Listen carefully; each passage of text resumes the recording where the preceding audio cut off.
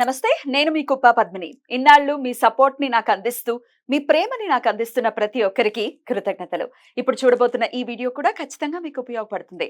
Like, share and subscribe చేసి మీ ఇష్టాన్ని అలాగే మీ సపోర్ట్‌ని నాకందించండి. అలాగే ఈ వీడియో పట్ల మీ అభిప్రాయాన్ని కామెంట్ సెక్షన్‌లో కామెంట్ చేసి నాకు తెలియజేయండి.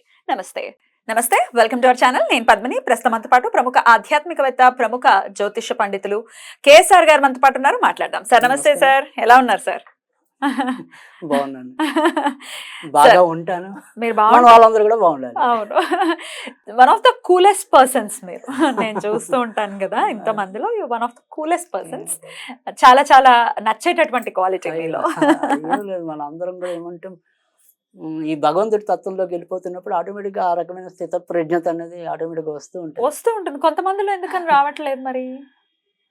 ఇక్కడ డిఫరెన్స్ ఒకటి ఏంటంటే, పెద్దానికి మనం ఏంటంటే ఆవు వ్యాసం కథలాగా కొంతమంది ఒకే రకమైన సేవలోకి అంటే వాళ్ళకి అదొకటే తెలుసు, భగవద్గీత ఒకటే తెలుసు అనుకోండి. మనం ఎన్నిసార్లు వచ్చినా ఆ భగవద్గీతలోనే ఉంటుంది. అలాగే నేను నాలాంటి వాళ్ళని అడిగారు అనుకోండి, ఎన్నిసార్లు అడిగినా జ్యోతిష్యపరంగా ఎక్కడో కనెక్షన్ అనేది ఉంటుంది. ఈయనకి ఈ కనెక్షన్ లేదు కాబట్టి డిస్టర్బ్ అవుతున్నారు. సో అలా ప్రతిదానికి కారణ కార్య హేతు అని చెప్పి ఉంటాయి. సార్, వరాహి నవరాత్రుల్లోనే ఉన్నాం మనము. వరాహి నవరాత్రుల్లో చివరి రోజు 15వ తారీఖు సోమవారం. ఆ రోజు ఒక ప్రత్యేకమైనటువంటి విధి విధానాన్ని చెప్తాను ప్రేక్షకులకి అని మీరు అనటం జరిగింది. ఏమిటి లాస్ట్ డేకి ఉన్నటువంటి ఆ ప్రాముఖ్యత? ఏం చేసుకోవాల్సి ఉంటుంది ఆ రోజు? రైట్. అంటే చివరి రోజు అనే దానికి మనం ఏమంటాం, ఒక ఫస్ట్ ఆనందంతో అడుగులైతే అయ్యో అప్పుడే అయిపోతున్నాయని ఒక బాధ కూడా ఉంటుంది. అలాగే మనము ఇంతకుముందు వారాహి మీద చేసినప్పుడు మీరు ఒక మాట అన్నారు. అంటే ఇది వారాహిదేవి ఉగ్రదేవతగా మనం ఆరాధించకపోయినా ఆరాధించడం వల్ల 10 మందికి మేలు జరుగుతుంది అని చెప్పి. అది ప్రత్యక్షంగా వైజాగ్లో మా సోదరు నాకు చెప్పారు. మార్కెట్కి ఆవిడ రెగ్యులర్గా వెళ్తారు. వెళ్తే ఈసారి మేము మా వారాహిదేవి చిత్రపటాలు బోలని అమ్మామండి, పుష్పాలు బోలని అమ్మామండి, మాకు చాలా బిజినెస్ జరిగింది అని. సో అలా మనకి ఏంటంటే కంటికి కనిపించే ప్రయోజనాలే కాకుండా తెలగనుకుండే ప్రయోజనాలు కూడా మనకి పండగల పరమార్థం అనేది హిందువుల పండగల్లో ఉంటుంది. సో ఆక్షేపించే వాళ్ళు ఆక్షేపించేస్తారు, ఉపేక్షించే వాళ్ళు ఉపేక్షిస్తారు, అపేక్షగా చేరువయ్యే వాళ్ళు చేరుతారు. అపేక్షగా బాగుంది, చాలా బాగా చెప్పారు. అయితే దీని వాళ్ళ దగ్గర ఆన్సర్ కూడా లేదు. ఏమంటే 10 మంది బ్రతుకుతారు కదండి అంటే దానికి ఆన్సర్ లేదు. అంటే ఇలాగే బ్రతకాలా అని అంటారు. మరి ఎలా బ్రతకాలో ధర్మబద్ధమే కదా. అధర్మబద్ధంగా పూలమ్ముకుని బ్రతకడం ధర్మబద్ధం. ఇప్పుడు వారాయి జయంతి కాకుండా మనం కృత్రిమంగా వారాహి జయంతిని సృష్టించామనుకోండి, అప్పుడు అది మోసం. అవును, అలా కాదు కదా. నిజంగానే ఆవిడ ఏదైతే ఉందో ఆ శాస్త్ర సమ్మతమైన విధానంలోనే చేస్తుంది. అయితే ఇక్కడ మనకు వచ్చేప్పటికి ఈ ముగింపు రోజుకి వచ్చే విశిష్టత ఏంటంటే, మీకు లోగడ చెప్పాను, ఈ వారాహిని సంపుటీకరణలో అనేక రకాలైన మంత్రాలు ఉన్నాయి అని చెప్పి. ఈసారి ఏమైంది, ఇది మనకి సోమవారం వచ్చింది. తర్వాత నవమి నాడు ఎలాగ ఎండ్ అవుతుంది కాబట్టి నవమి అనుకోండి. తర్వాత ఇదే రోజు వచ్చిన నక్షత్రం ఏంటంటే కనుక అది రాహుకి సంబంధించిన నక్షత్రం ఉంది, స్వాతి. ఈ స్వాతి నక్షత్రం అనేది రాహుకి. ముఖ్యంగా మనం ఏంటంటే ఏదైనా సరే ఇవాళ రోజుల్లో మనము అనేక వేలాది జాతకాలు పరిశీలించిన నేపథ్యంలో ఎక్కువ శాతం ఇబ్బంది ఎవరితో ఉంటుంది, రాహుకేతుతోనే ఉంటుంది. సో ఇది కూడా మనకి ముఖ్యంగా అంటే మొత్తం అన్ని రకాల కాలసర్పదోషాలు ఉంటాయి, కొన్ని పరోక్ష కాలసర్పదోషాలు అనేవి ఉంటాయి అనుకోండి. అయితే ముఖ్యంగా మనకి ఎక్కువ శాతం ఇబ్బంది పడేది ఏమవుతుందంటే, 3వ ఇంట్లో రాహు ఉంటే మనకు ఆటోమేటిక్గా 9వ ఇంట్లో కేతు ఉంటాడు. అలాగే లగ్నంలో రాహు ఉంటే సప్తమంలో కేతు ఉంటాడు. అంటే వాళ్ళు ఉల్టా పల్టా, వాళ్ళిద్దరు ఎప్పుడు ఎదురుబెదురుగా ఉంటారు కదా. తర్వాత వచ్చేప్పటికి 5వ ఇంట్లో ఉంటే 11వ స్థానంలో ఉంటారు. ఈ 3 వాళ్ళు ఎక్కువ ఇబ్బందులు పడతారు. ఏ రకంగా ఇక్కడ 3 తర్వాత వచ్చేప్పటికి 9 అని చెప్పాం అనుకోండి. 3, 9 అనేది ఏదైతే ఉంటుందో తప్పకుండా అది ఇతరులతో 3వ ఇంటి పరంగా ఈ కమ్యూనికేషన్ ప్రాబ్లమ్స్ చాలా ఎక్కువ ఉంటాయి. అంటే బంధువుల మధ్య ఒకరికొకరికి సమన్వయం లోపించడం, ఇంట్లో తోడబుట్టిన వాళ్ళే ఒకళ్ళొకరికి ఎదురు తిరగటం, అలాగే బయట మనం ఎంత మంచిగా మాట్లాడినా మనకి శత్రువులు తయారవటం, అది 3వ ఇంటి మీద ఉంటుంది. ఇక 9వ అనేది అదృష్టం ఎప్పుడు కూడా. అంటే అదృష్టం నోటి దాకా వస్తూ ఉంటుంది, అందరి పరిస్థితులు ఎక్కువ ఉంటాయి. కేతు ఉన్నప్పటికీ అది కేతువైనా రాహువైనా ఎవరున్నా పైగా అదే అనుకోకుండా కేతు దశ నడుస్తున్నట్టయితే కనుక భక్తి అయితే పెరిగి ఆ రకంగా మేలు జరుగుతుందేమో తప్ప ఒక్కోసారి నాన్నగారి ఆరోగ్యానికి ఇబ్బంది ఉంటుంది. ఎందుకంటే అది 9వ ఇల్లు అనేది మళ్ళీ నాన్నగారి ప్లేస్. అంటే ఒక రకంగా చెప్పాలంటే అప్పుడు నాన్నగారి వైపు నుంచి కూడా ఈ సర్పదోషం వస్తోంది అని అదొక తార్కాణం. సో అది 3, 9. తర్వాత వచ్చేప్పటికి ఈ ఎప్పుడు ఇవి కూడా ఎక్కువ ఉంటాయి. ఈ లగ్నంలో రాహు కానీ కేతువు కానీ ఉన్నప్పుడు ఇది ఖచ్చితంగా ఏవైతే సంబంధాలు దగ్గరదాకా వచ్చి కుదరకపోయేదానికి ఇదే కారణం ఉంటుంది లగ్నంలో, అలాగే సప్తమంలో. ఎందుకంటే ఈ లగ్నంలో ఎప్పుడైతే ఉంటామో నిర్ణయాత్మక శక్తి తగ్గటం, తర్వాత వివాహం మీద కావాల్సిన టైంలో మోజు లేకపోవటం. అంటే ఏదో టైంలో దాన్ని వాయిదా వేసి తర్వాత కావాలని ఉరకలెత్తే ఆ పీరియడ్ దాటిపోతుంది. కరెక్ట్. సో అప్పుడు ఇబ్బంది ఉంటుంది. తర్వాత వచ్చేప్పటికి ఏంటంటే ఇప్పటికీ అంటే పెళ్ళైన వాళ్ళు ఉంటే అక్కడ ఇబ్బంది ఉంటుంది. వాళ్ళిద్దరి మధ్య సఖ్యతపోవటం, ఒకసారి ఇల్లీగల్ కాంటాక్ట్స్. అది సప్తమంలో రాహు ఉంటే ఉంటుంది, కేతు ఉంటే తక్కువ. జనరల్గా సప్తమంలో రాహు ఉంటే ఆ రకమైన ప్రాబ్లం ఉంటుంది, అఫైర్స్ పెట్టుకునే పరిస్థితి ఉంటుంది. తర్వాత రెండోది ఏంటంటే అది దేనికి కొంతవరకు మంచి అంటే విదేశాల్లో సుఖపడడానికి కొంతవరకు పనిచేస్తుంది. ఓకే. సో అందుకని అది ప్రాబ్లం. తర్వాత ఇది చాలా మందికి ఉండే ప్రాబ్లం ఏంటంటే ఎక్కువగా 5, 11. ఈ 5 అన్నది ఏంటంటే ఇది బుద్ధి స్థానం, కామస్థానం. అందుకని పిల్లలకి ఆటోమేటిక్గా లోపం వస్తుంది. 5వ ఇల్లు అనేది మళ్ళీ సంతాన స్థానం కదా. సో అందుకని ఈ కామస్థానం అనేది సరిగ్గా లేకపోతే పిల్లలకి ఇబ్బంది ఉంటుంది. తర్వాత వచ్చేప్పటికి ఏంటంటే బుద్ధి, ఈ బుద్ధి మనకు ఉపయోగపడదు, బయట వాళ్ళని బాగు చేయడానికి ఉపయోగపడుతుంది. సో లాభం అన్నది భాగ్యం అన్నది ఒకటే, అది నోటికి అందే మూమెంట్లో ఏదో రకమైన ఇబ్బంది. సో ఈ రకమైనవే మనకు అత్యధిక భాగం కనపడతాయి. మనం చూసే జాతకాల్లో ఈజీగా ఐడెంటిఫై చేసేయచ్చు, చెప్పిందే చెప్తున్నాను అనిపిస్తుంది జాతకాలు క్లయింట్స్ వచ్చినప్పుడు. అంటే అంతమందికి ఉంది ఇది. గ్యారంటీగా నేను చూసే ఏదైనా సరే 100కి మనకి కనీసం 70% మందికి ఉంటుంది, ఒక 30% మంది బయట ఉంటారేమో.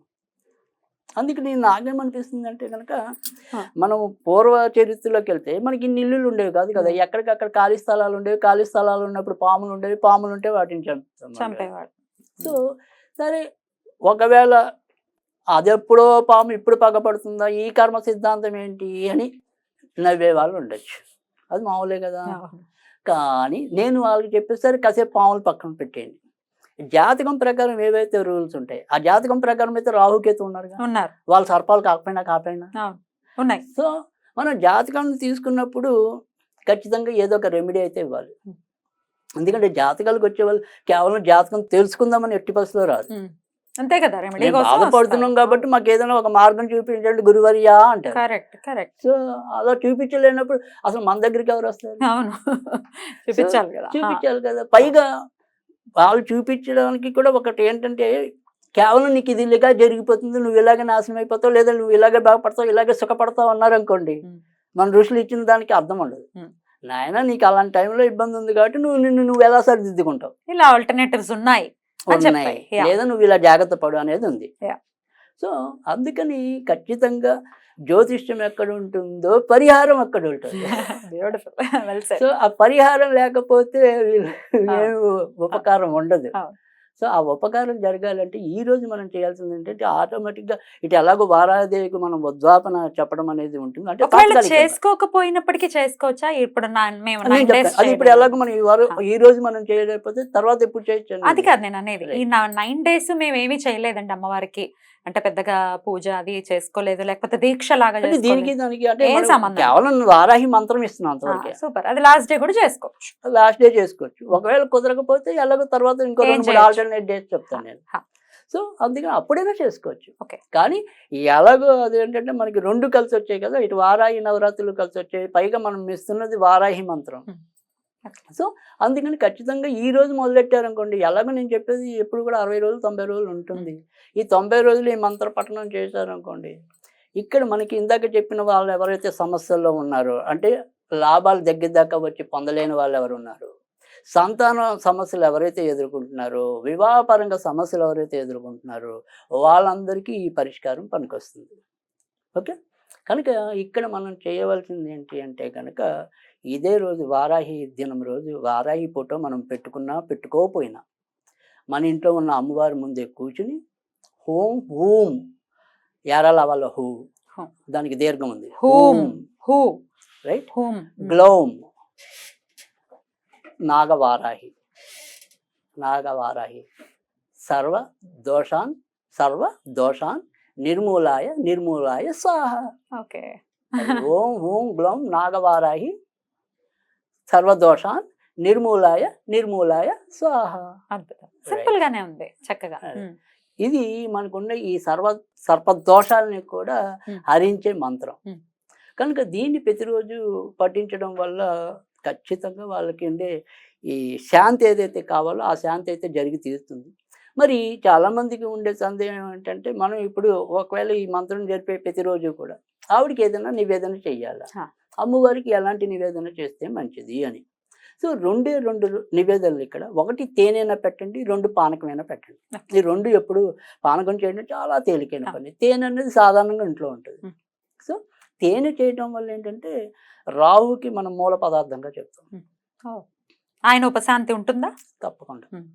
అందుకని తేనెను చేయొచ్చు. సరే, వారాహిదేవికి పానకం ఇష్టం కాబట్టి పానకం నివేదన చేయొచ్చు. కనుక ఈ రెండిట్లో ఏదైనా కూడా తప్పకుండా చేసుకోవచ్చు. సరే, మనం ఏంటంటే ఈ వారాహి నవరాత్రుల తర్వాత చూసాం ఈ వీడియో. రైట్, అదే నేను ఒకవేళ తర్వాతే చూశారు, మరి మేము ఎప్పుడు చేసుకోవాలి అనేది కలగటం అనేది చాలా సహజం. ఇక్కడ మనకు వచ్చేది ఏంటంటే, ఒకటి ఈ ఆషాఢ మాసం అయ్యాక ఆషాఢ మాసంలోనే మొదలెడదాము అంటే కనుక ఏదైనా సరే పంచమి నాడు కానీ పౌర్ణమి నాడు కానీ మొదలెట్టండి. లేదు అంటే శ్రావణ మాసంలో, ముఖ్యంగా ఈ తెలంగాణలో మనము ఏమంటాం, ఆంధ్ర సైడ్ నాగుల చవితి చేసేది, వీళ్ళు నాగపంచమి చేస్తారు. శ్రావణ పంచమి నాడు చేస్తారు. అదే రోజు మొదలెట్టండి. దాన్ని మళ్ళీ గరుడ పంచమి అని కూడా అంటూ ఉంటాం. కనుక అదొక పద్ధతి. సో ఎప్పుడైనా సరే ఈ నెలలతో సంబంధం లేకుండా పంచమి పౌర్ణమి, ఈ పంచమి పౌర్ణమి తర్వాత మనకి కొంతవరకు అమావాస్య అయితే బాగా ఎక్కువ మంచి అయితే కనుక పంచమి ఇది.